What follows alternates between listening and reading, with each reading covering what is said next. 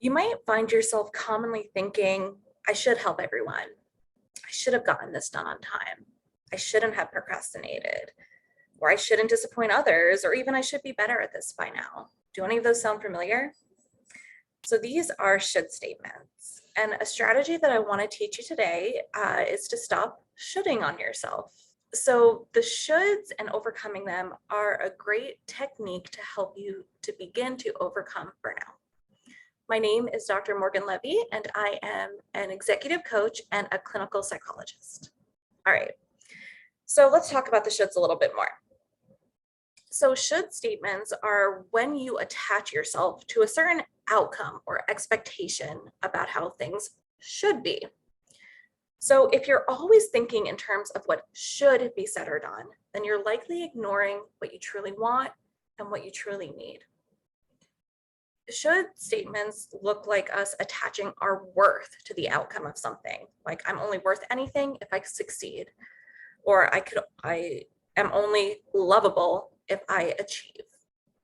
It could also look like saying yes to everything or being a people pleaser because we think we should be doing that. So think about how this might show up for you in your life. And it could show up for you at work. I should have gotten this done on time. And it could show up for you at home, like, I should have gotten all these chores done within the last hour. I shouldn't have sat watching TV for the past 2 hours. I should have gotten, cleaned up around here.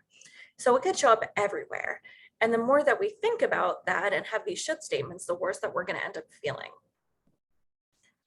So research shows that these should statements really hurt us and they impact our mental well-being. And research shows that altering our thinking patterns can help us feel better emotionally and lower our stress levels. So when we think about shoulds, usually these shoulds come from maybe what society will expect from us, from maybe what we were taught growing up by our parents, by our spouse, by our partner, by our boss. Like shoulds are normally external expectations. And then when we think that way, we end up feeling pretty bad about ourselves if we don't follow it.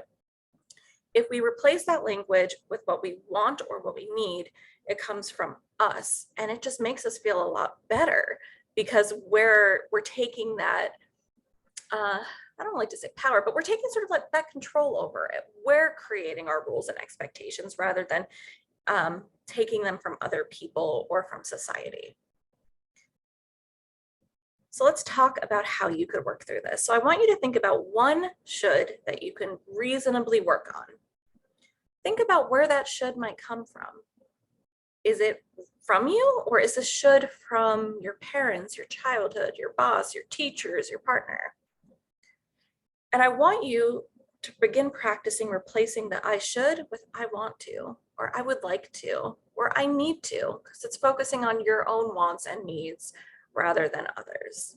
Now you might realize like the statement is exactly the same, or you might think, wait a second, but I don't need or want to do this.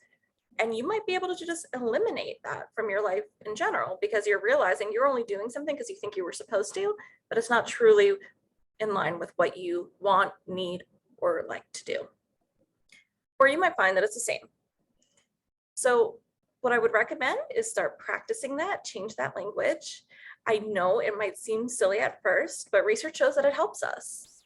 And we might find that some of these shoulds are so deeply ingrained and a little bit harder to work with. So feel free to email me and let me know what shoulds you're gonna work on. And remember, it takes time and practice.